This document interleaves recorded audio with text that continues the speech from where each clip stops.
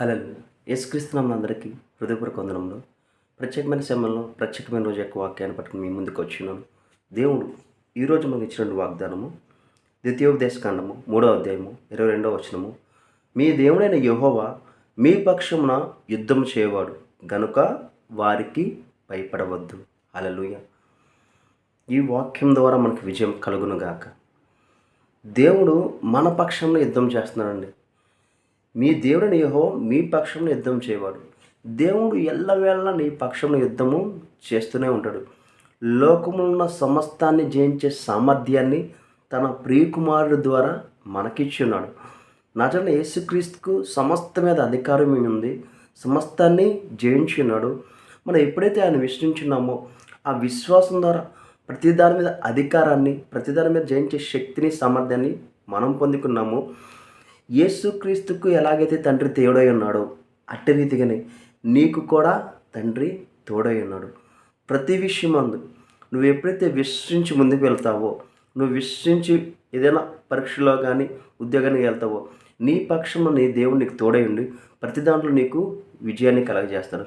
నీకంటే ముందుగానే ఆ ప్రదేశంలోకి వెళ్ళి అక్కడ శాంతికరమైన వాతావరణాన్ని, నీకు విజయాన్ని కలగజేసే ఒక వాతావరణం దేవుడు అక్కడ కలగజేస్తాడు. కాబట్టి నీ విశ్వాస సామర్థ్యం ఎలా ఉందంటే, నా దేవుడు నాకు తోడై ఉన్నాడు. లోకపరమైన వారు ఎవరు నిన్ను విడిచినా, నువ్వు ఎటువంటి పరిస్థితిలో ఉన్నా సరే, నీ చుట్టూ ఎలాంటి పరిస్థితులు ఉన్నా సరే, నీ దేవుడు నీకు తోడై ఉన్నాడు.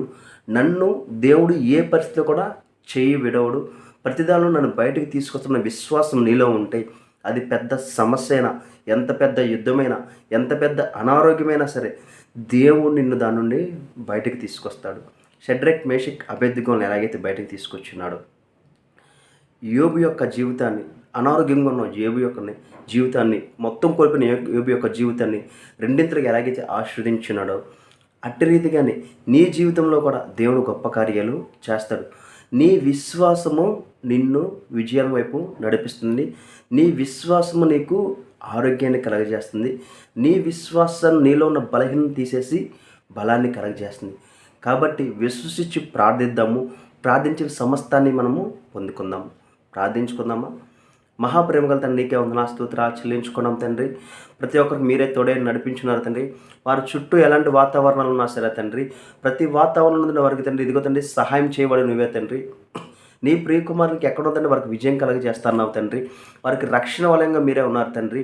ఎటువంటి ఇబ్బందులు వారికి కలగకుండా తండ్రి, నీ ప్రియకుమారులు ఎవరైతే ఇబ్బందుల నుండి ప్రార్థన చేస్తున్నారు తండ్రి, ప్రతి ఇబ్బంది తొలగిపోనుగా కానీ ప్రవచిస్తాం తండ్రి.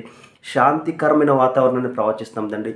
ఆరోగ్యాన్ని ప్రవచిస్తాం తండ్రి. ఎవరికైతే అనారోగ్యం నుండి ఇబ్బంది పడుతున్నారో తండ్రి, నజరైన యేసుక్రీస్తులో వారికి ఆరోగ్యం కలుగునుగా కానీ ప్రవచిస్తాం తండ్రి.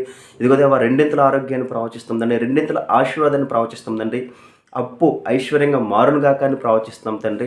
జీవించు సంవత్సరంలో అధికమవునుగా కానీ ప్రవచిస్తున్నాం తండ్రి.